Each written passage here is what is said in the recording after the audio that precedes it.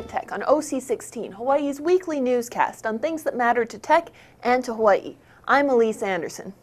And I'm Anu Hittle. In our show this time, we'll cover a recent public conversation between two famous social and political activists, Angela Davis and John Waihee, former governor of Hawaii. They talk about their lives and their social and political views and adventures as activist leaders in their respective movements and revolutions. Children of the 1960s remember her well.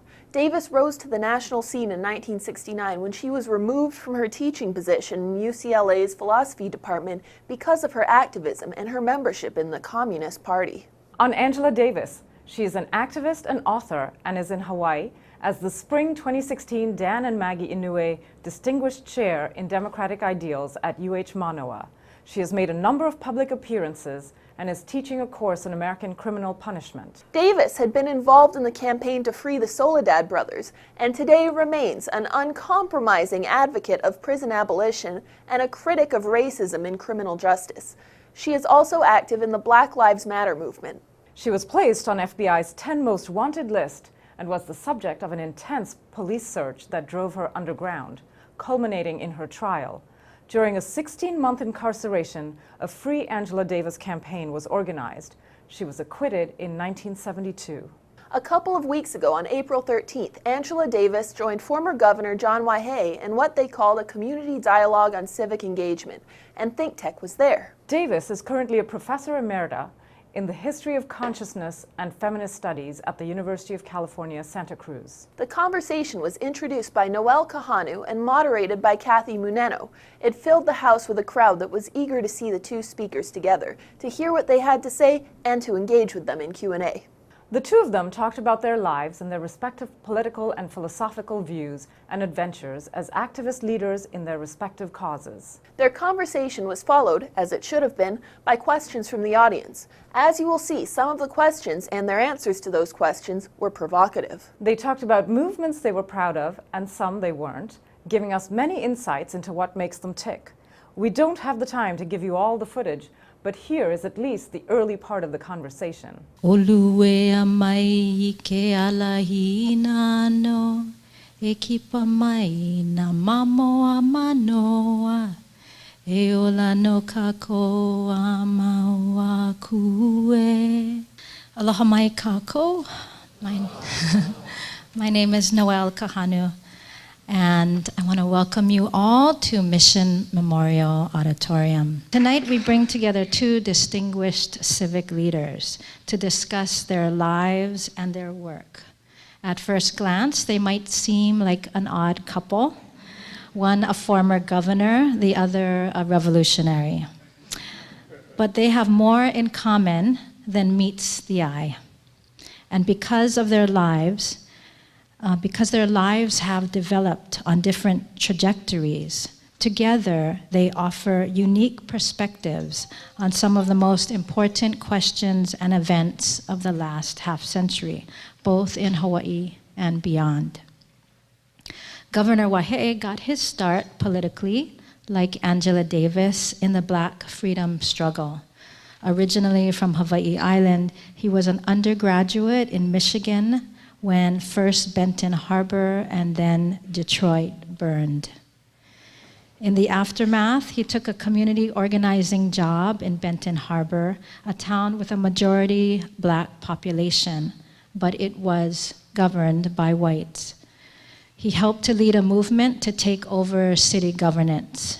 He collaborated with Jesse Jackson, and he and his roommate had a poster of Angela Davis on their wall.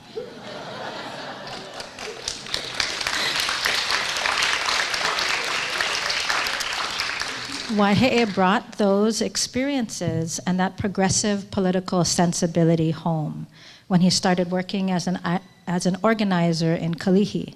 He threw himself into the burgeoning Hawaiian movement and later got involved in electoral politics, first as a delegate to the Constitutional Convention in 1978, then as a state representative, then lieutenant governor, and then, of course, governor for 8 years. The first Hawaiian to serve as chief executive of the islands since the overthrow.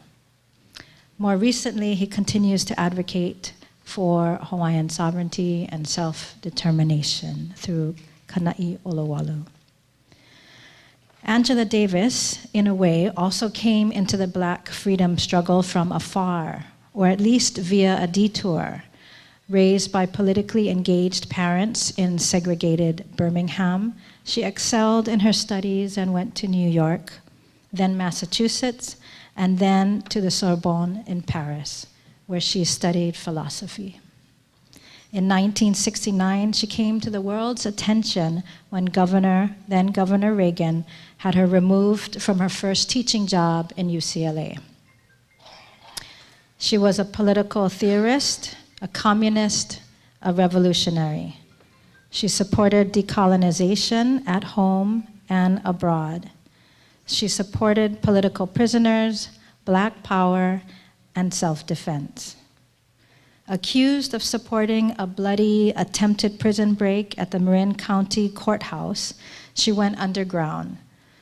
Though the President of the United States, Richard Nixon, later celebrated her capture and labeled her a terrorist, she was eventually acquitted of all charges.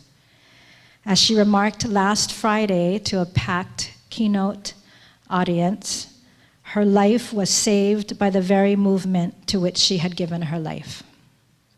Since those dramatic events, which so shaped a young Waihee who was following closely from the Midwest, Davis has built a distinguished career both as an academic and an activist.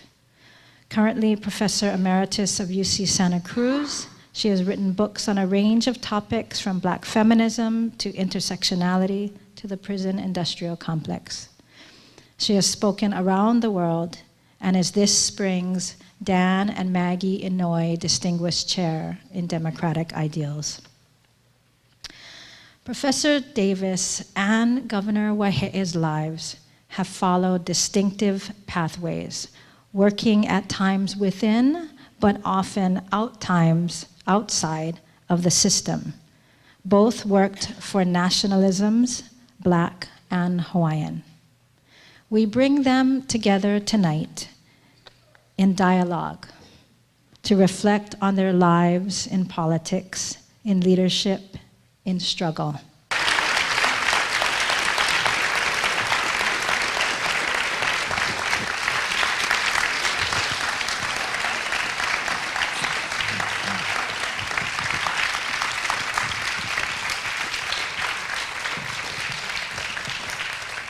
Good evening, Professor Davis and Governor Waihee. Thank you so much for allowing us this opportunity to have a discussion on a slightly more informal venue.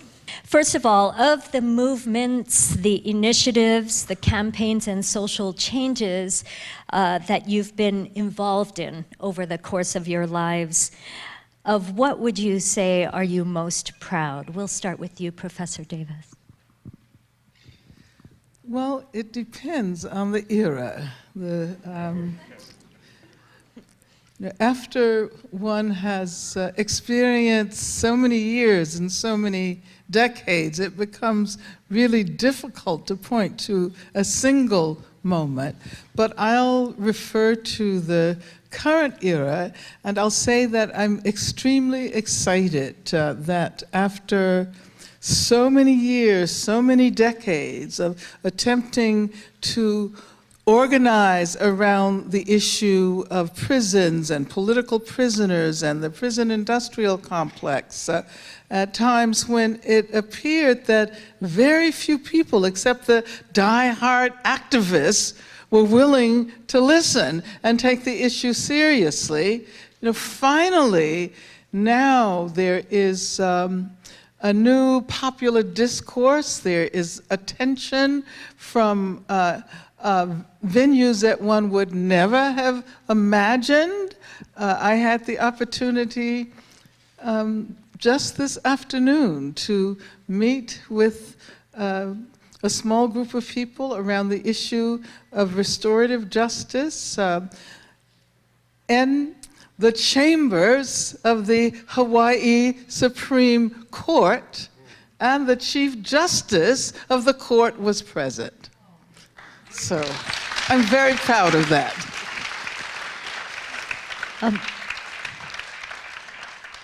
When you see that, what you just talked about, and the change that you have had a hand in, can you quantify the amount of hope that you feel for this generation and the following generations? Well, you know, I've always been accused of being an inveterate optimist. And I take Antonio Gramsci very seriously when he talks about pessimism of the intellect, but optimism of the will. Pessimism of the intellect, optimism of the will. But I will say that I think that at this particular historical juncture, there are reasons for hope that we could not have imagined 10 years ago or 20 years ago, with the insurgent youth movements, all over the U.S., with the resurgence of the Hawaiian sovereignty movement, with the movement of indigenous people, not only all over the U.S., but all over the hemisphere. It seems that change may very well be on the horizon. So I'm very optimistic. I mean, I'd much rather listen, actually. I'm sorry, I'm not going to let you off the hook. Of the movement's changes that you've been a part of, Governor, what are you most proud of? Well, you know, sort of interesting when we came on the stage, Kathy, because you and I were both trying to decide who would take which chair. And I told you I didn't want to sit to the right of Angela Davis because that would be too stereotypical. You know, so I made sure that I was here.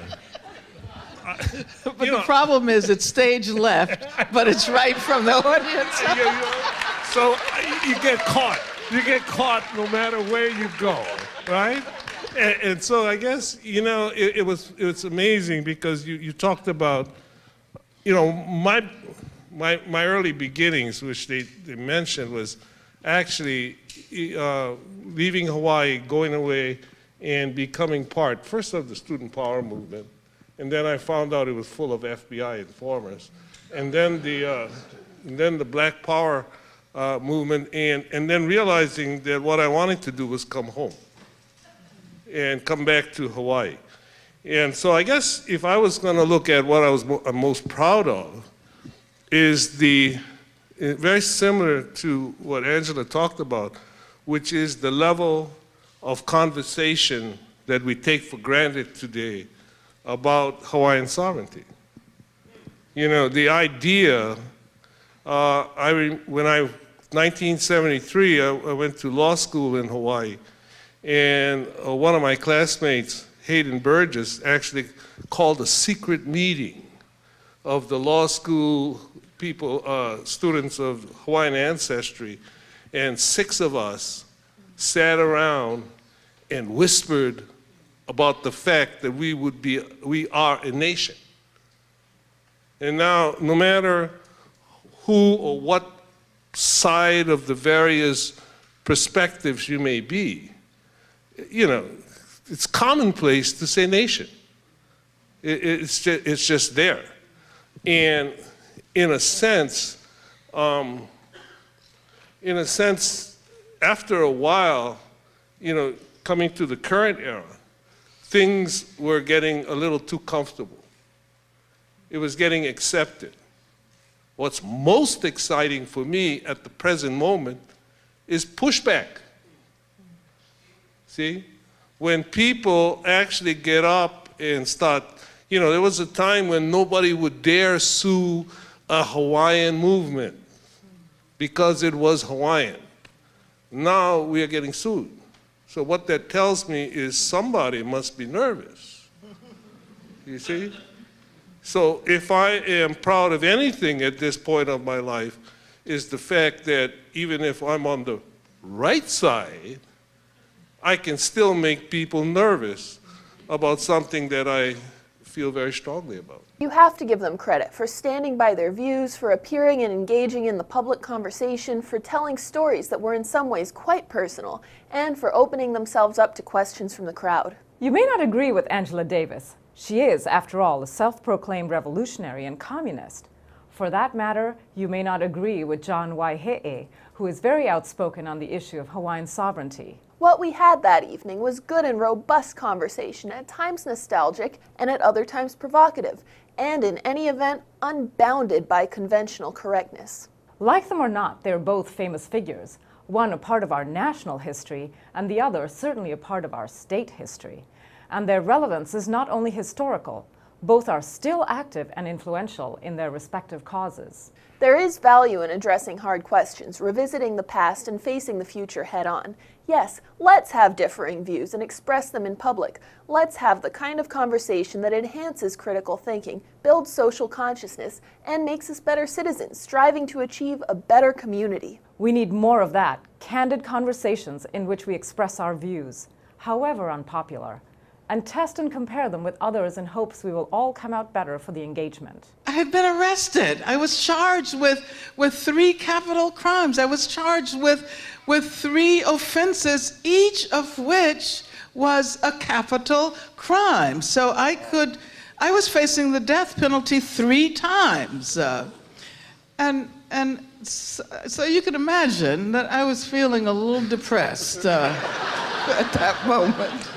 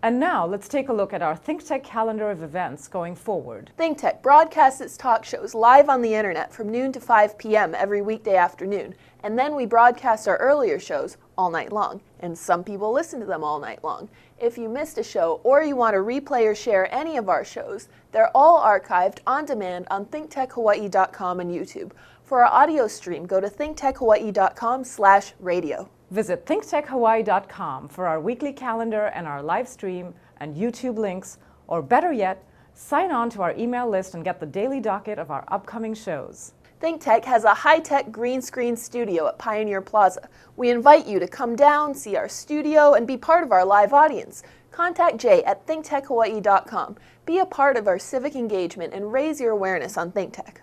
Go ahead, give us a thumbs up on YouTube or send us a tweet at ThinkTechHI. We want to know what you're thinking and how you feel about current issues and events affecting Hawaii.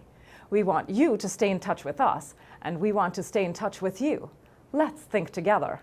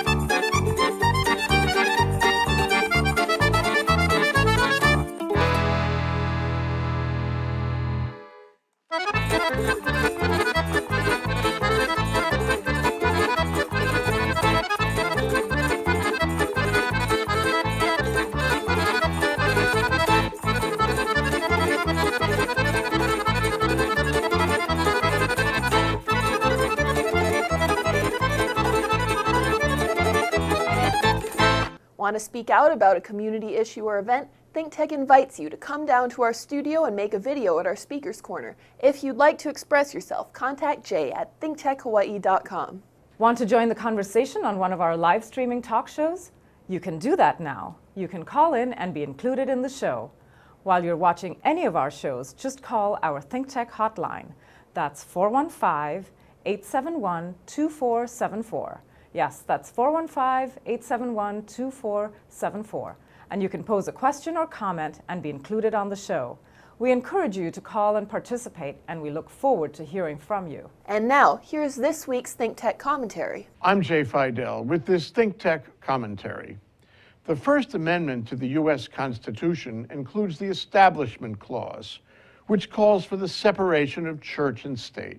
The future of the clause became a matter of concern when George W. Bush announced at his inauguration that he wanted to support faith-based organizations. Then he went on to switch the focus of the Department of Justice from preserving the separation of church and state to the protection of the rights of churches. That was a remarkable and profound change.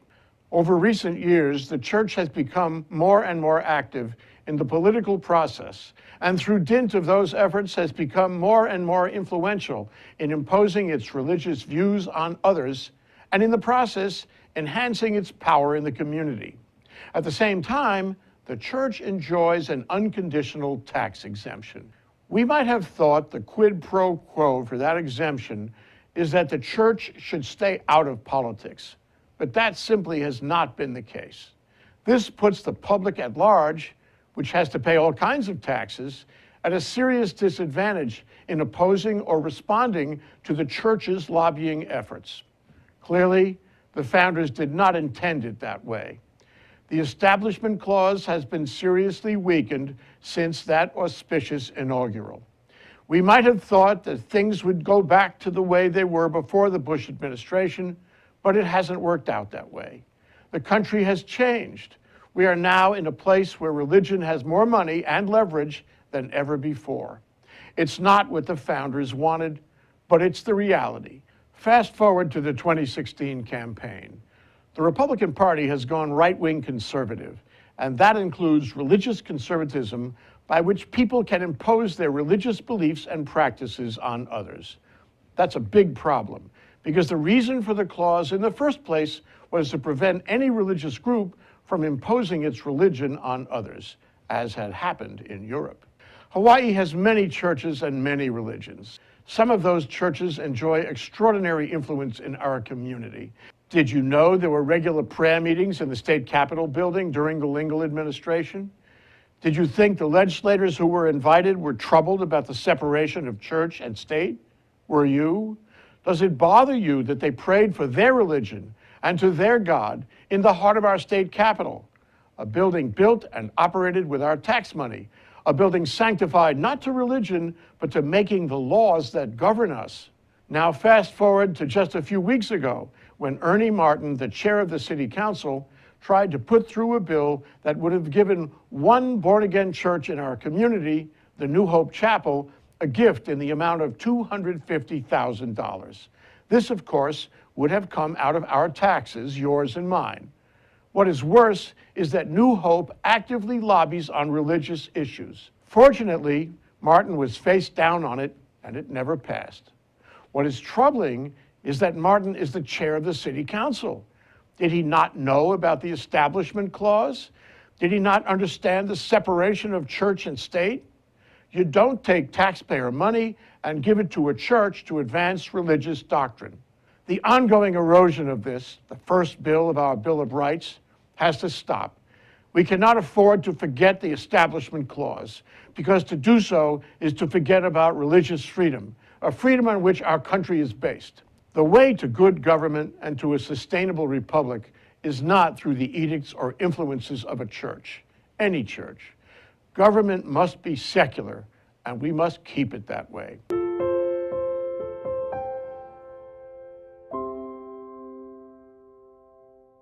We'll be right back to wrap up this week's edition of ThinkTech. But first, we want to thank our underwriters.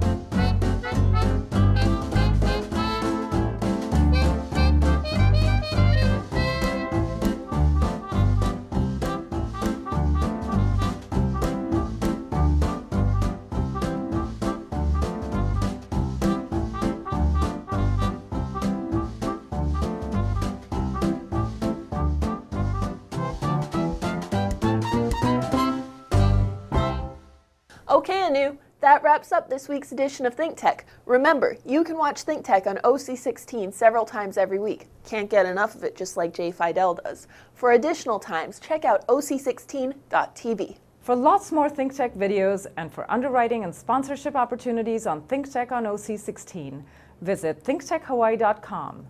Be a guest or a volunteer, a producer or an intern, and help us reach and have an impact on Hawaii. Thanks so much for being a part of our ThinkTech family and for supporting our open discussion of tech, energy, diversification, and globalism in Hawaii. You can watch this show throughout the week and tune in next Sunday evening for our next important weekly episode. I'm Elise Anderson. And I'm Anu Hittle. Aloha, everyone.